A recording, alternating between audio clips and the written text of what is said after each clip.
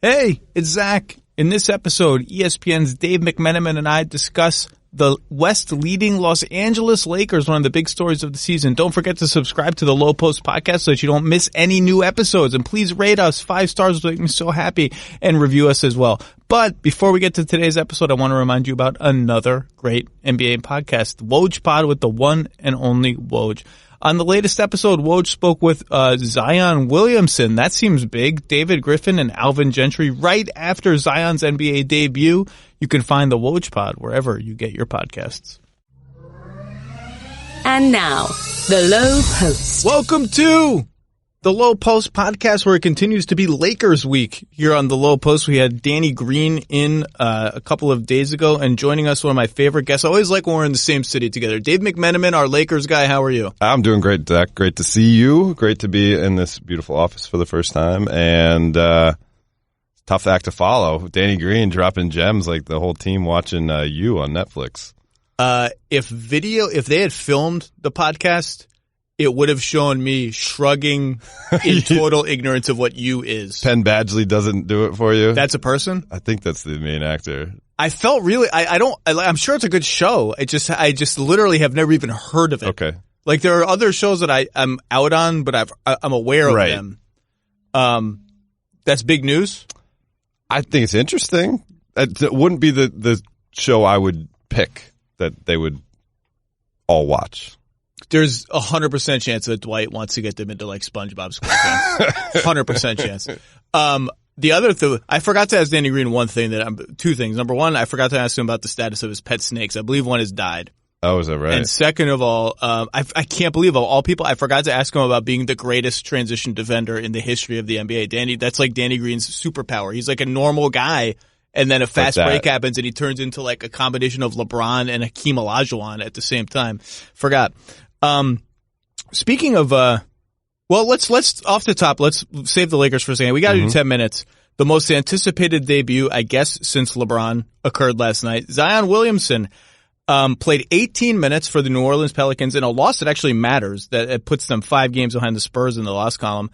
22 points, and I think as we all expected, Dave, 0 dunks and 4 3-pointers for Zion Williamson, 4 of 4 shooting. Boy, was that fourth quarter a hell of a lot of fun. Anything interesting that popped out to you about Mr. Williamson? Other than, I guess, the commentary was a lot about how he looked out of shape. I wasn't listening. I had it on. Right. It was late at night. I had it on mute. I covered the Lakers game, and then I got to watch some of the end of the game, and then I watched a ton of highlights last night and this morning. The lob catch from Lonzo was like, even though he didn't finish with the dunk, that was cool to see. Like, okay, there's a little glimpse of what this could be. I really liked a long, I think it was a defensive rebound. No, he got the ball over Pirtle and brought it up in transition and found Etuan Moore with like a chest pass from half court, and Etuan caught it in stride and finished at the hoop. And I was like, oh, there's some vision. Actually, his first pass too, to a cutting Ingram. His first assist. Great pass. Yeah. I like that. The 3-point shooting, I mean, it's great to go 4 for 4. I'm not trying to poo-poo that, but it was really terrible perimeter defense. Well, they just left him open. Yeah. Which teams are going to do? And like the math now says he's shooting 100% from 3, so you shouldn't do that. Yeah. But the math will say that you should do that, and teams will do that until he consistently does that. But yeah, 4 of 4 is better than 0 of 4. Yeah, he reminded me of, and again, it's one game, so let's just all overreact to one game and acknowledge that we're overreacting to one game. He reminded me of like Julius Randle and Draymond Green, with like an IQ somewhere like 2/3 of the way from Julius Randle to Draymond Green, from low to high. Yeah. And like with super duper athleticism that neither of those guys could touch. Right. That, like when he grabs and goes, that's exciting. Yeah. I mean, that second jump, a lot of guys talk about that.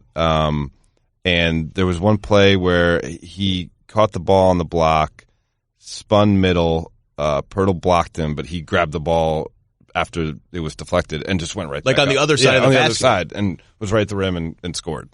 And that to me shows like that special athleticism. And also like I liked the spin move he made on Pirtle. Now he got blocked, but still I liked that footwork that he showed. Well, people can't be messing around with Jakob Pirtle on the block. That dude is blocking shots left and right this year. But yeah, Zion lived up to the hype. I mean, there's no question about it. He lived up to the hype. I mean, basic numbers. 22 points in 18 minutes. LeBron had 25 points in 42 minutes in his debut. 22, 7, 3 dimes, 5 turnovers, not awesome. And he definitely had a couple, like, he's driving, and then, like, the dude controlling the video game controller threw the controller on the floor, and, like, the guy just stops moving and the ball was gone. Like, that happened a few times. Maybe that, that's just, again, getting reacclimated. I think, personally, look, they lost. First of all, they lost. Yeah. He was +3, so obviously it's not his fault. But I do think they have all the interesting questions to answer with Zion that we thought they did. Like, it was interesting how fast they moved to Zion at center. Mm-hmm. No Favors, no Melly, just Zion at center. So how are Zion and Favors going to work? How is the spacing going to work?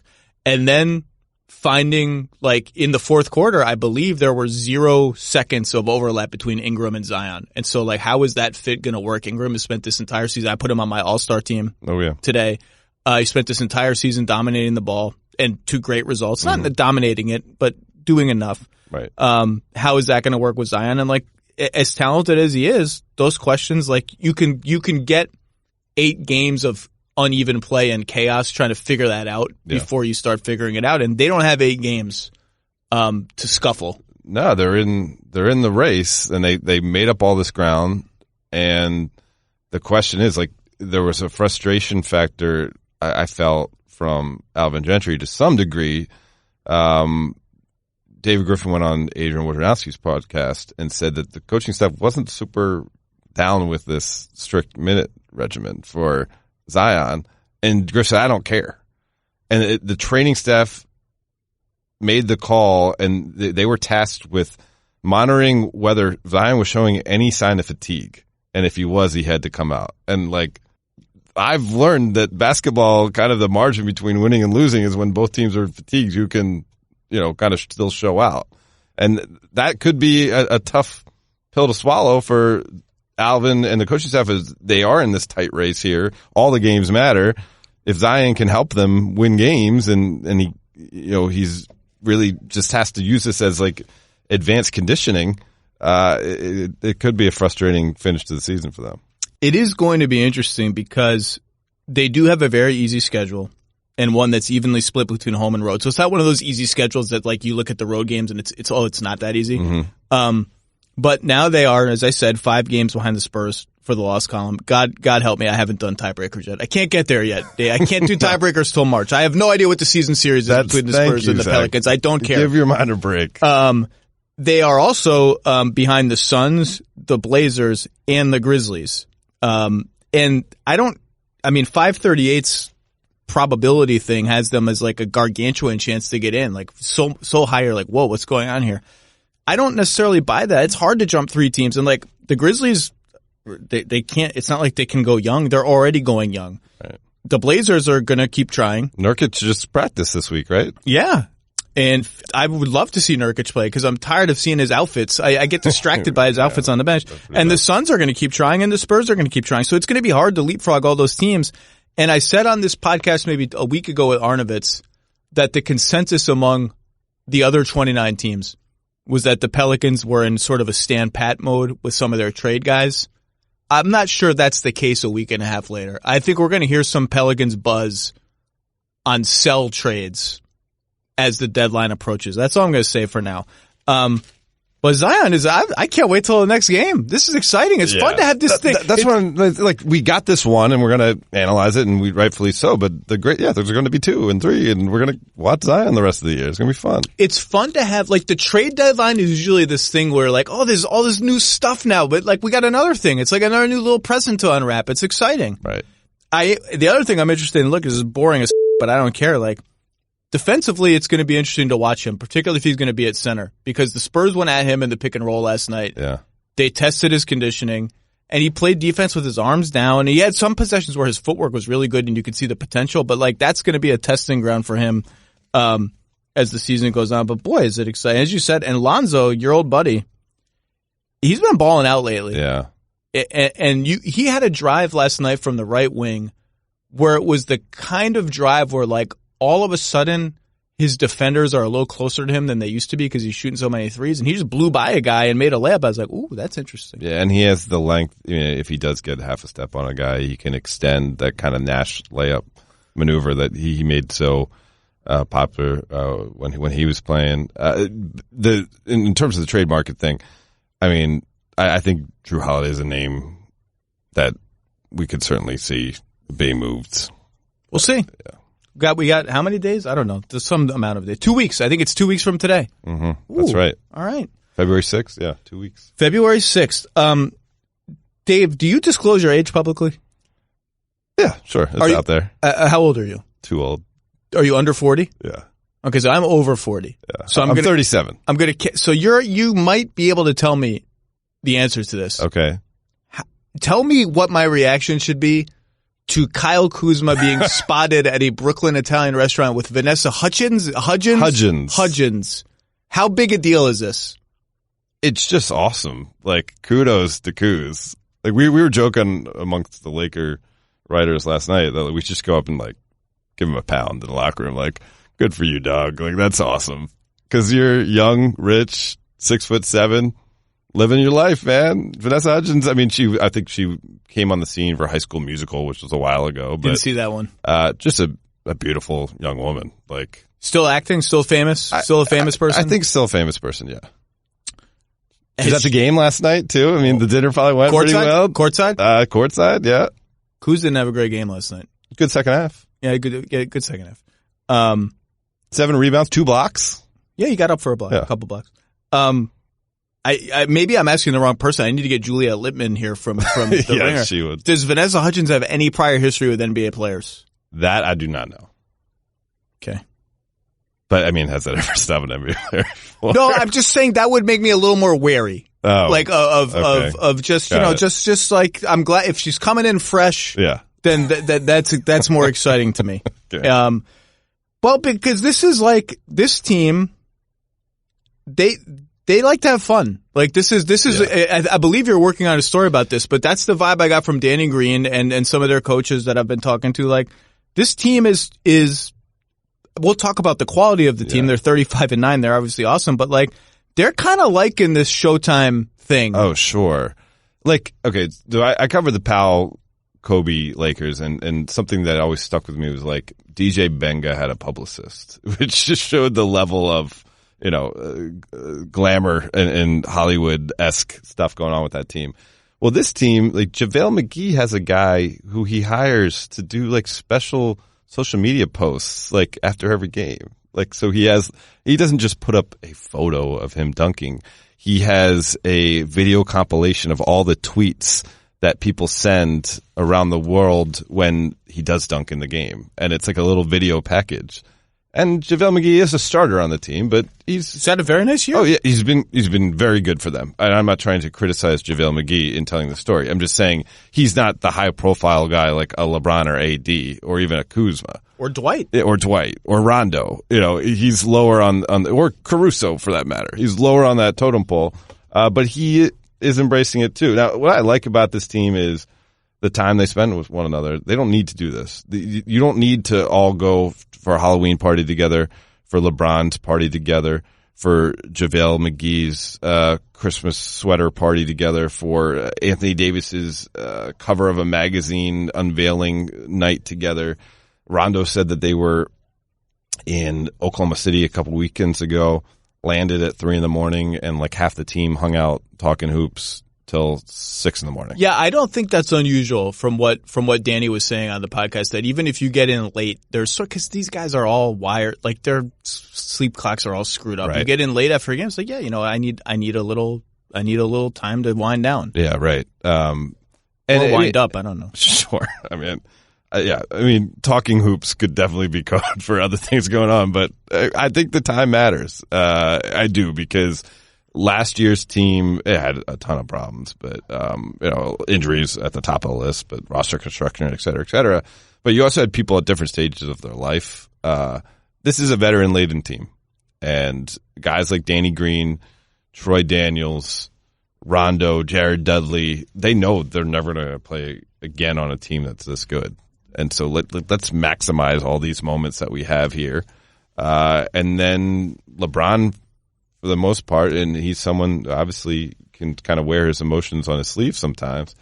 He seems to be very satisfied with this group, and his kinship with Anthony Davis is a real thing. And that's great that he has a connection with a great player that he really probably hasn't had since Dwayne Wade. I mean, he had friendships in Cleveland and a lot of success in Cleveland, but I don't think he had the kind of respect in terms of I'm connecting with this one player because he is so good, just like I am so good with any player in Cleveland, like he has with Anthony Davis. Yeah, and the other thing about Anthony Davis that you have to repeat over and over again is that he's 26 years old, and so if and when Ingram makes the All-Star team and Lonzo is balling out, and Kuzma is up and down, there's going to be this sort of like, oh wow, they really give up, and all day they have no draft picks to trade. Right. They gave up a lot, it's pretty. And they're like, no, well, you got Anthony Davis, you got a guy who's going to be a top 5 MVP player for 6 years. I don't know how many years, who's going to take the baton from LeBron pretty fast, and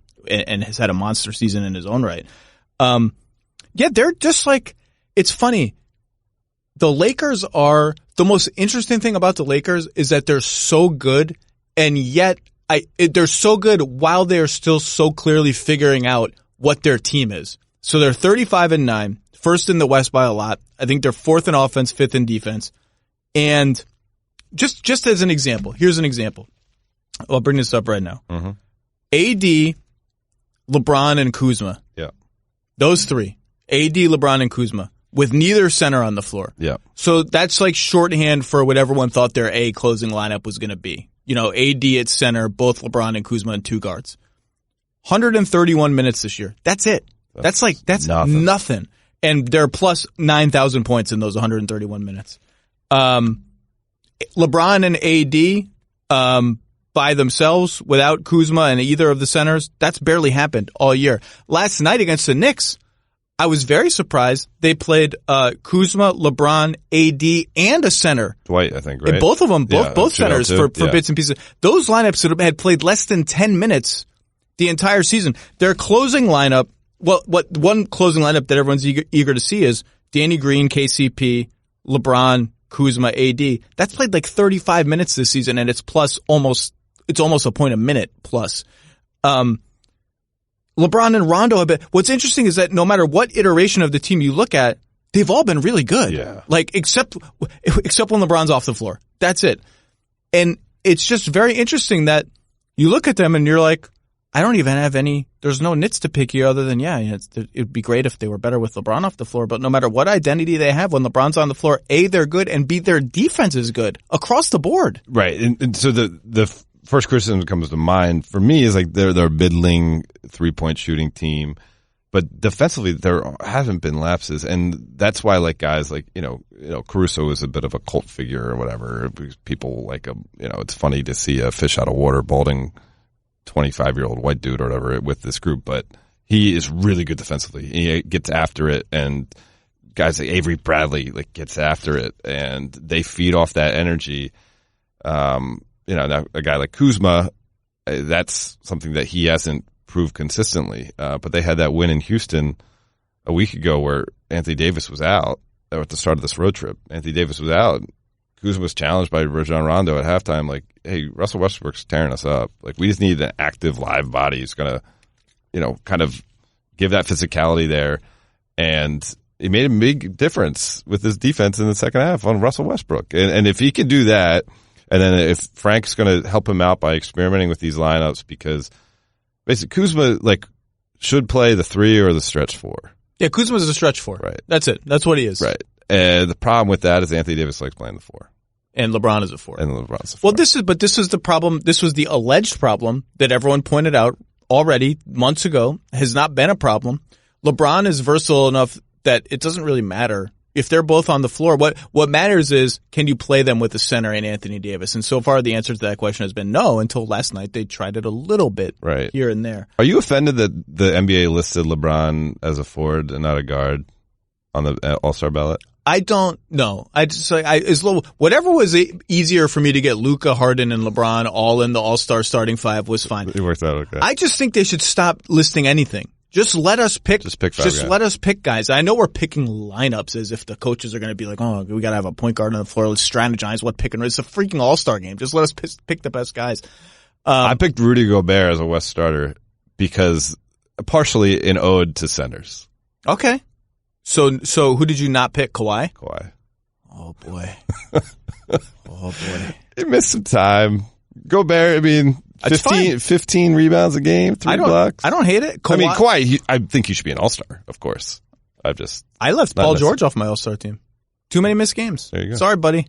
Right. You got too many guys in the West who are like imperfect players. Like Paul George is better than Devin Booker, Brandon Ingram, Donovan Mitchell, and Chris Paul. He's better than all those guys. Mm-hmm. But those guys are balling out every night. Yeah. Like if those guys were having average or below average seasons by their standards, yeah, you put Paul George with 500 fewer minutes into the All-Star game. He's Paul George. Yep. He's earned it. Karl Anthony Towns has not earned it. Wake me up when you win a playoff series. Paul George has earned it. Win a game, maybe. They're in a tailspin right now. But those guys are having great years, all of them, and they all deserve to make it. I'm sorry, but so you put Gobert over Kawhi. Boy, oh boy. It came down to Gobert, Jokic, and Kawhi for me. I put Kawhi. I can't fault you for picking Kawhi. And, do I think Kawhi's a better player? Of course. It was partially the center thing and partially some time missed and partially I think the Clippers, this is maybe just the reporter media nitty gritty side of things and maybe this is, I admit that it's turning some bias on my opinion, but they don't do the things consistently to try to grow the game while they hold a very important position as one of the 3 or 4 best teams in the league. Well, don't the Clippers do the fake shoot around, or do the Lakers don't the Lakers do the fake shoot arounds too? Have started been doing that the last couple of weeks. That's been a little upsetting. Yeah, look, this is the trade. First of all, I think Kawhi, because the Clippers took a lot of flack for this early in the season, and their PR apparatus would very aggressively come at you and say, I think Kawhi's only ducked the media once after games. I think maybe twice, maybe one. At the time they were yelling at me, it was once.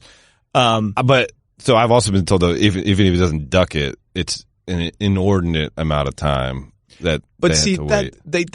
That's inconvenient, and if you're on deadline, it sucks, right. And that's understandable. But Serge Ibaka, I don't know what he's like this year, but last year and the year before in Toronto, it would be if you wanted to get Serge Ibaka after a game, you would have to wait until nobody was in the arena. And it was just because Serge liked to take really long showers, and I think he had I don't know what the hell's going on in there, but it just took a long time. Yeah. To the point that I stuck around after a game once because I needed Serge Ibaka, and he came out and got dressed, and he looked at me and was like, "You're still here, just for me?" And I was like, "Yeah." And I got 2 quotes from Serge, so it's not unique to Kawhi. Okay. Anyway, well, again, so then I don't want to obfuscate this and think I'm trying to punish him. I think he's an all-star. It was a judgment call. They're all going to make it. The bottom line is they're all going to make it. Of course. I'll tell you the scary thing. I wrote this today. He's starting to look like San Antonio Kawhi on defense a little bit the last couple of weeks. Just everywhere. Mm-hmm. Everywhere. When he's the help guy on the pick and roll, he's halfway to the paint and halfway to the shooter, and he's not overcommitting, and he's on his toes and he's got his arms out, and you can see the ball handler being like, I don't really want to throw either of these passes because this dude's in my way no matter where I go. Right. And he's taking balls from people again. He's never going to be like he was in 2015, 2016. That was you just couldn't dribble near him. You just couldn't do it. Yeah. Now but it's getting a little scary. Anyway, let's talk more about the Lakers because they have been the best team in the West all year. Part of the reason why Kuzma is so interesting and such a lightning rod is that he is the last one left from the young core. Yeah. Even dating back to Nance and Clarkson and Randall and Russell. All those guys are gone except for Kuzma. And his fit is he's not going to play the position that he is naturally should play as long as these guys are here. And if they're playing a center 35 minutes a game, it's just hard to find him all the minutes and touches that he wants. However, as is par for the course for every team LeBron is on, the Lakers have, other than Anthony Davis being 26, completely mortgaged their future to build this team. They have no draft picks. That's right. The only young players of consequence that they have other than Anthony Davis, if you want to count him as young-ish or whatever, are Caruso and Kuzma. So if they trade Kuzma in a win-now kind of move, That's one young player out the door, and that leaves Caruso. Now, maybe I'm forgetting somebody who's not playing much or something. Taylor Horton-Tucker. Would be the name. And I mean, Quinn Cook is not old. Quinn Cook is not a pillar of the 2023 Los Angeles Lakers. Fair. I don't have a sense for how active they are currently with Kuzma on the trade market. They definitely asked about Bogdanovich. That's for sure true. Kings Bogdanovich. Right. They definitely asked about Covington. That's for sure true. That would be... Look, every team that wants Covington, if you have like someone who's friends with Karl Anthony Towns, you should be leveraging that for all of its work, because the Wolves want D'Angelo Russell so badly. Right. Like as if the Warriors secretly have Michael Jordan playing point guard for their team. That's how badly they want D'Angelo Russell. There's no reason you would want him that badly on that contract unless Karl Anthony Towns just wants to hang out with D'Angelo Russell all the time and thinks D'Angelo Russell is awesome, because keeping Karl Anthony Towns happy is like one of three things that actually matters for the Timberwolves. Like, is Jarrett Culver good? Can we unload Andrew Wiggins' contract now that he stinks again? No. And is Karl Anthony Towns happy? Yeah. That's it. Yeah, I mean, Gerson told our Eric Woodyard he's as untouchable gets, I think, talking about Karl Anthony Towns. Which, great, he should be. And I think that was Gerson being annoyed at reports in other places that rival executives think that Karl Anthony Towns may be unhappy. I don't know. What do you think happens with Kuzma? Can they find somebody? So, I mean, Chris Haynes reported that they have some interest in Derrick Rose. And, like, obviously Derrick Rose is not young. But Derrick Rose, has another year guaranteed on his contract, cost controlled, I think $7.5 million. I think if you could make that work somehow, just have him come. I mean, he's an automatic bucket, and that's kind of what this team is lacking a little bit. And say you're thinking about if the Clippers is the team, like if that's the real NBA Finals, Lakers Clippers playoff series, and obviously the Bucks are really good too. So I don't want to say if that, and you know, Philly has some stuff too. East has loaded with good teams. So let's say, but say that's the series that you know you got to win in order to eventually win a championship. And you're worried about a guy like Lou Williams being able to come off the bench and give a spark, and worried about keeping pace, and maybe Kuzma won't be that guy. Like, I think Derrick Rose could really help them. Yeah, there's been much ado about the lack of another ball handler, right? Since they built this roster. Caruso can do it a little bit, but I don't know if you trust him really to run the offense when it matters. Rondo, shooting 36% from threes, had a nice year. He's just had a ton of injuries. But there are times where he looks like he has 1 foot out the door in terms of his career, not in terms of his interest. He's been a positive influence on this team, and he's had some moments, you know, like they won that game at OKC with no LeBron and no AD, and Rondo balled out and Kuzma balled out, and it's like, okay, you still got something to give this team, but I don't know if there's a ton of trust in the Lakers brass that we want to have to rely on him. We could use him and benefit from him, but they'd like to shore up that position. They've been, again, it's just they've been good with LeBron and Rondo all season. It hasn't tapered off, and that was a thing people were skeptical about. They've just been flat good all the time with LeBron on the floor. The thing that would make me worry about trading Kuzma for Rose, for instance, is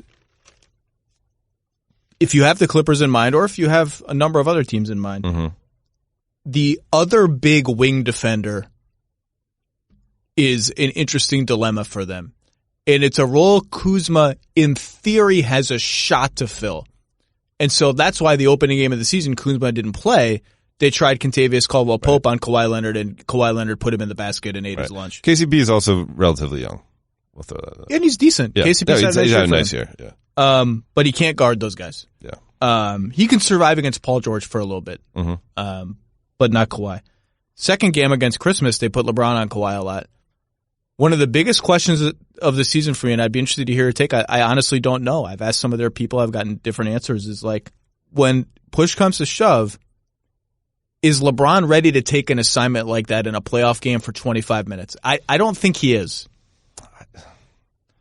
I think he's so important for them offensively that you're best served to have him in this kind of roamer position in the playoffs that the Cavs had some success with. And he did a little bit last night against the Knicks, actually. He called it the Ed Reed position, where he's calling out the defensive coverages. He's stunning passing lanes. He had 5 steals. He's great at that. There's no question. He's playing hard this year in that role. Coming for weak side blocks and stuff like that.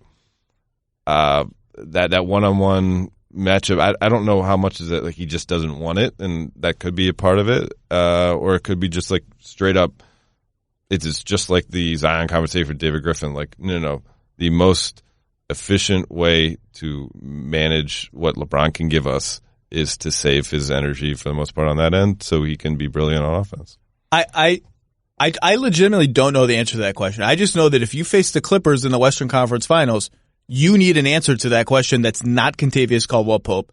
It can be Danny Green a little bit. It can be Danny Green a little bit. He's not the same defender he was a couple of years ago. He's a little bit slower.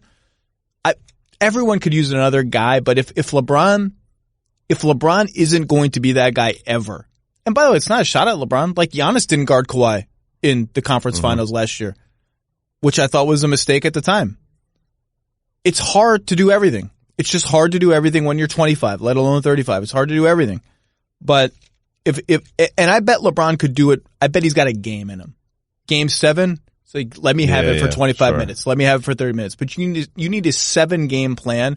And if you subtract Kuzma, who at the very least can buy, I think Kuzma's actually, the work he's put in on defense is underrated. I think he's become a decent multi-position defender who tries. Like, you can put him on Klay Thompson. They put him on point guards last night when they ran that super big lineup out. Yep. He tries. And if he can buy you 8 minutes on Kawhi, not stop Kawhi. Let's be clear. Just make it so it's not a walkover. Mm-hmm. And you trade him for a guy who can buy you 0 minutes on Kawhi. That's a problem to me. But what if you're going to make the trade and then you also, like, can Andre Iguodala, if he ever is... Sure, there's the name that's been hovering over this entire discussion. Can he give you 15 minutes on Kawhi having not played basketball for 10 months? Is that a good thing or a bad thing? He's so damn smart. I bet he could. Yeah, the Lakers' dream obviously is like you just get Iguodala and Darren Collison and all these problems are solved. Sure. And bippity boppity, we're the Lakers. Let's move on. Right. Like, this is what happens to us. Things just fall into our lap and we go move on. If they get those two guys, it's a big problem. Yes, for sure. Are they concerned? What have we not talked about in terms of their lineups and their rotation? I think this is the biggest question for them in the second half of the season is, do they veer in any direction in terms of their on-court identity, or do they just sort of go through, like, yeah, we'll try this for a little bit and this for a little bit and we're good at everything? Like, do they coalesce into something, or do they just not even have to? Well, they are already experimenting with, like, they're running some zone, and they've done I was going to ask you about that. Yeah, so they've done that, and then they've done some other coverages where, like, they may do it for, like, a quarter. And it's just like, we want you guys to get comfortable with in-game situations. We want to see what it looks like as a coaching staff. We want to then see what the numbers look like afterwards as we build up what our postseason playbook's going to look like. I think that's smart. I mean, you see guys in the summertime, for instance, like, they'll go to the gym. I'm just going to shoot left-handed today, or I'm just going to practice floaters all day. And the Lakers are kind of playing that game within a game, and they're still racking up wins, but how they're approaching the regular season schedule. Frank Vogel and his staff are kind of sprinkling in some stuff, some coverages.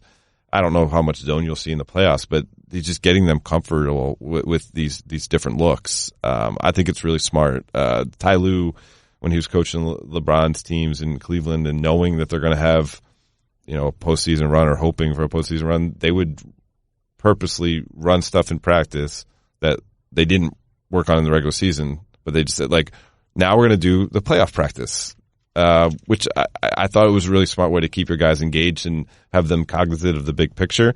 I think this is similar to that tact, but they're actually using it some in-game situations. That's interesting because, when the Lakers, like the other night against Boston, you were at that game, they start out 8-zip. Mm-hmm. And I think they open with a lob dunk. I think you got another dunk somewhere in there, and they're preening and their bench is going crazy. That's when the other teams in the league, there's a bunch of they're front runners. That's a word you hear, front runners. I don't think they're front runners. The vibe I get from them, and you're around them way more than I am, but I've been in LA a fair bit and whatever. They might have fun and do all this, but I think they're serious, and I think they have a sense of like, I think even if they made no moves, I think internally they feel like we have a team that can do it. And veteran players know when they have a really good team that maybe can't do it, and when they have a team that can actually do it. And they think they can do it. Yeah, that belief is there. That standard for the group is there. And I think that 4-game losing streak woke them up a little bit again. And, just got them a little, Frank used the term edgy, but I think that's true. The Boston game was surprising because, while I can see maybe where the front-running moniker comes from, they had a bad loss when LeBron didn't play to the Nuggets at home. But other than that, like, the Celtics game was the only game I can think of where they just didn't make a run or fight back. They had many comeback victories, but they had also games that they lost where they just made it a game. And so I was just surprised. But Frank said we ran up against a desperate team, and the Celtics were angry. Celtics had like 16 threes or something like that, and the Lakers had 7, and that's kind of the game. So there was a moment where like, you would hear that the Lakers were beating up on bad teams and struggling allegedly against good teams. They are 23-1 against teams below 500. They're 12-8 against teams that are 500 or better. Here's the West standings. Lakers 12-8 against 500 or better. Jazz, who are now second in the West, 6-9. Clippers 11-8. I guess the Clippers have an asterisk because their real team has played 15 games or something. Nuggets 9-7. Dallas, who just took a huge blow with Dwight Powell getting hurt and tearing his Achilles. I mean, that is a big. Casual fans don't know who Dwight Powell is. He means a lot to their team and how they play. 7-11. Rockets 9-8. Thunder 7-13. Everyone else terrible. So the Lakers literally have the best record against teams above 500 in the Western Conference. Yeah. And LeBron had some fun with that after the Houston win, just being like, "Oh, I thought we only beat bad teams, right?" Like, yeah, now the elite. I don't know how you view it. I see like probably 4 teams I could see winning it all, maybe 3. Like Lakers, Clippers, and Bucks are kind of where I'm at, and so they are 0-3 against the Clippers and Bucks. And the Bucks game was a disaster. Now it was at the end of a long road trip. Kuzma wasn't playing, et cetera, et cetera. Giannis had his best shooting game maybe of his life. To your question of are there any other teams? Before the season, my tier 1 title contenders in my little tiers column were Milwaukee, Philadelphia, who just, again, now Josh Richardson is injured. I'm still TBD on Philadelphia. Who I picked to make the finals. Me too. Lakers, Clippers, and Jazz. I thought the Jazz had the best two-way potential of the Jazz, Nuggets, Rockets, smorgasbord in the sort of 2 to 5 area of the West. The Jazz are on fire right now. Yeah. I guess I still think they do have the best two-way potential of all those teams. Now the Lakers, I think, played them twice before they were on fire, and they just handled them. Well, they have again, like Royce O'Neal is their answer in-house to this who guards these big win questions. Like, he's fine. Mm-hmm. But they have some more questions to answer on defense and some other teams other than Gobert being amazing. Someone in this Miami, Toronto, Boston, Nuggets group is going to make a trade and try to elevate themselves into that group. Mm-hmm. And maybe the Raptors the Raptors are 30-14. That's crazy. Right. They have the same record as they did last year, basically. That is wild. And they haven't been healthy. Yeah. Like all year. Yeah, Nick Nurse knows what he's doing. Nick Nurse might be the coach of the year right now. That's pretty remarkable, actually. I think the first franchise ever to lose the Finals MVP the summer right after winning the championship, and you get them right back. Wow, they're third impressive. In the East. Yeah, by they're a game out of second in the East. Yeah. I kind of don't believe that they're a real threat to Milwaukee to win the East, but they're really good. Mm-hmm. One of these teams is going to make a move. I don't know who it's going to be for. As you said, Drew Holiday is going to be the obvious name. It's too bad that Bradley Beal. It's not too bad. It's too bad for trade Knicks. Yes. It's great for the Wizards. It's great for Bradley Beal if he wants to be in Washington, that he is there. It's too bad for trade Knicks. It's kind of weird. Like, don't the Wizards have the number one offense or close to it? They did for a while. I believe they're. I'll tell you where they are right now. They're down to. They're down to 11th. Oh, they're 11th. Okay. Yeah, but they also took a bunch of injuries. Like right. Bertans was hurt. Mo Wagner was a big part of that. He's right. hurt. Now they're starting these crazy lineups where you haven't heard anybody. Right. I mean, obviously 11th is a different story. But had they finished in, say, the top 5 in offense and had the record like they did, like what would that say? I didn't have Bradley Beal on my 12-man All-Stars, and I feel bad about that. Like he is. I mean, you look at the lineups they're starting. It's like. Bradley Beal is. You might as well put 3 guys on Bradley Beal and make everyone else take shot. Mm-hmm. It's hard. It's hard. You know, you only get 12 All-Stars and that's it. The biggest question I had about the Lakers, and maybe it turns out to be not relevant. I thought they would reach a period in the year or a matchup when playing LeBron, AD, and a center became problematic for their offense.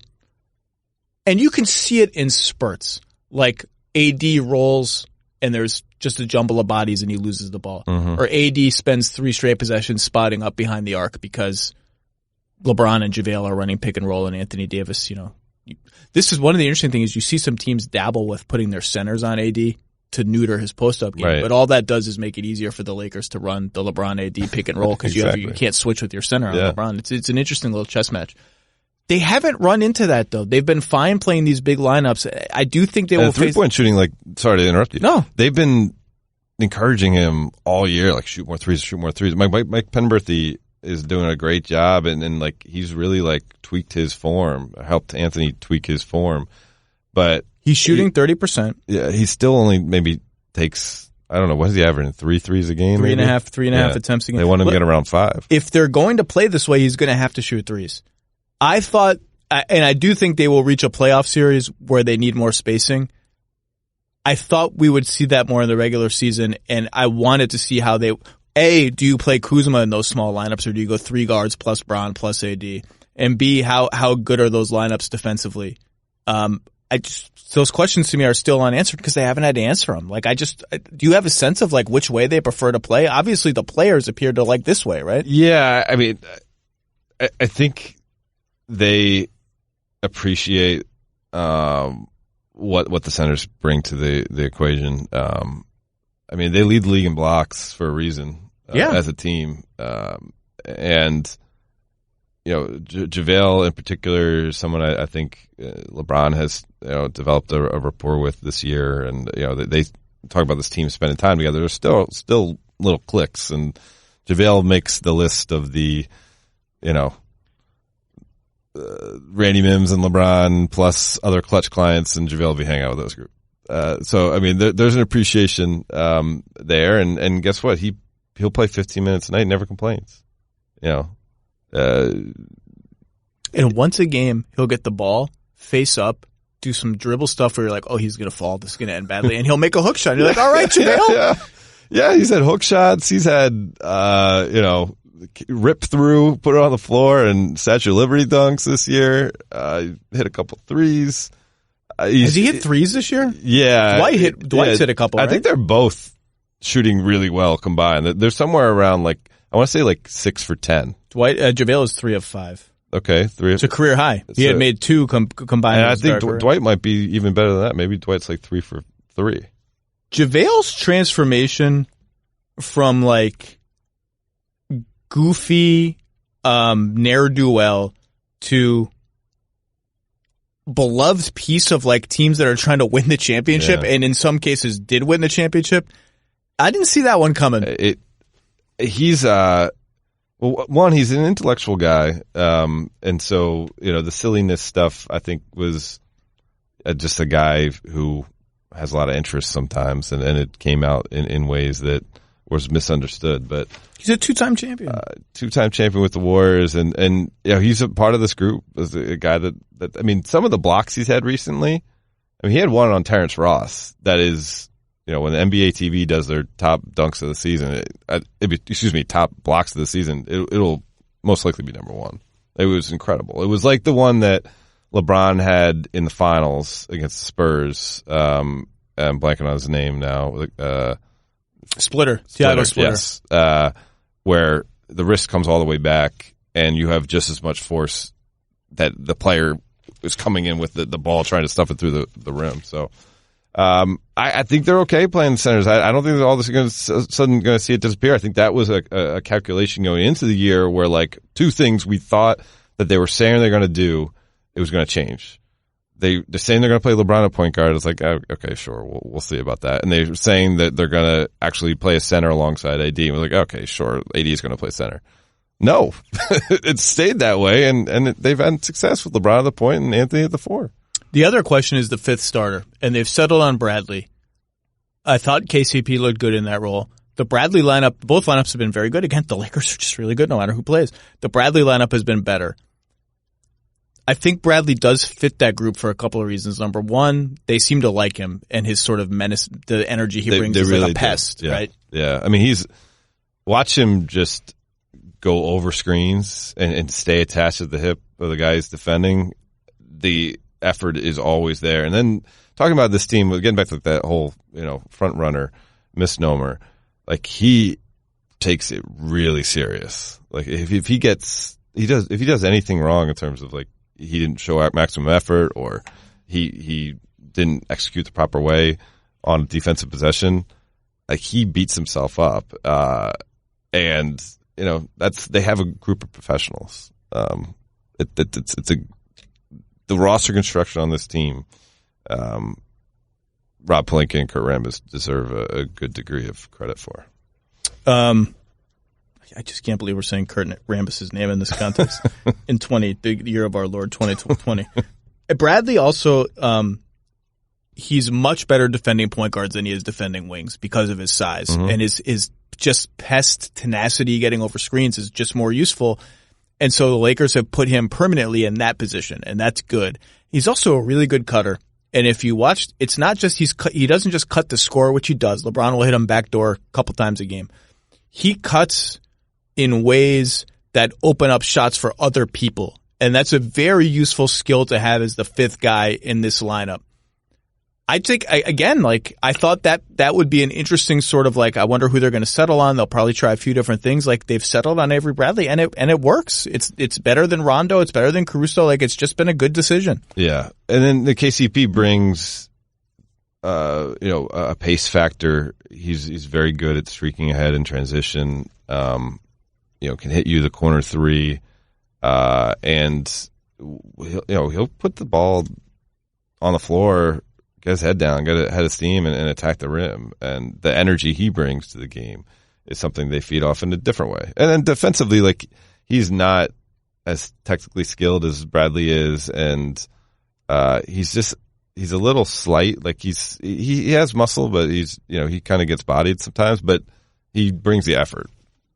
You might say he brings a certain clutch factor to the team. Have they been fun to cover? Where do they rank as like LeBron? You've been around how many LeBron teams in a row now? 6 now. How are they different? What do they like to be around? I mean, the 2016 team, just because what ended up being the result of it is, going to be most likely the favorite team I've ever covered in my career because I've developed bonds with those guys. But this team is rivaling that right now. I mean, just guys like, I think a lot of us who've been fortunate enough to cover the league for a while, like, have a good relationship with Jared Dudley already. Like, even if you only saw him sporadically, but to be around him all the time is great. I actually, Rondo can be a burr in my ass, but I kind of like it. Really? Yeah. In terms of, he's just like, he's kind of like, he's just difficult sometimes, but he has like a little like mischievousness underneath the being difficult. Will he criticize your questions and stuff like that? Yeah, look, sometimes he'll like just not answer it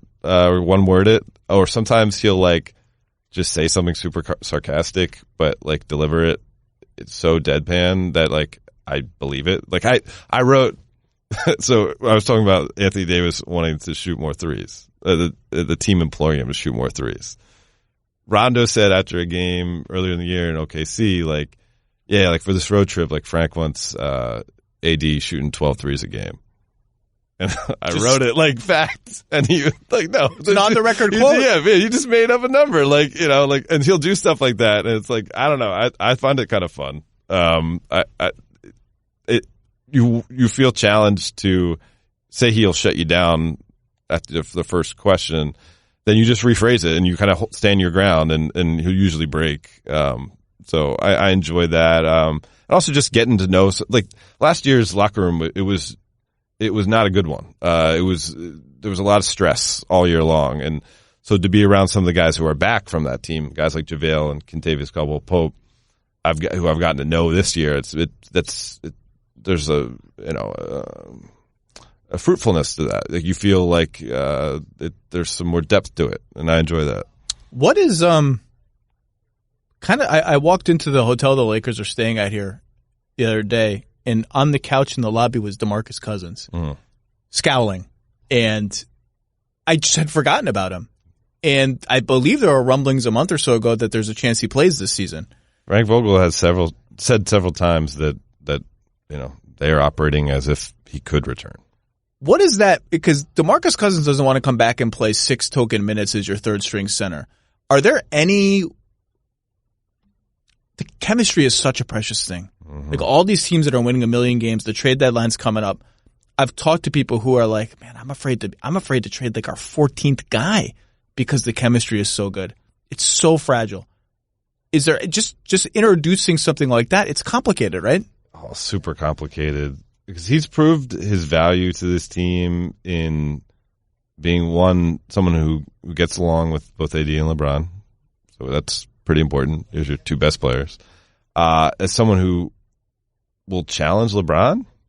That's interesting. Like in terms of like talking, like seeing what he sees, saying what he sees while he's on the bench, and part of LeBron's defensive recommitment, perhaps reminding him of that. In DeMarcus Cousins is yelling at LeBron to play defense? Urging him. I won't say yelling, urging. I'd like to see the proverbial shoe on the other foot on that one.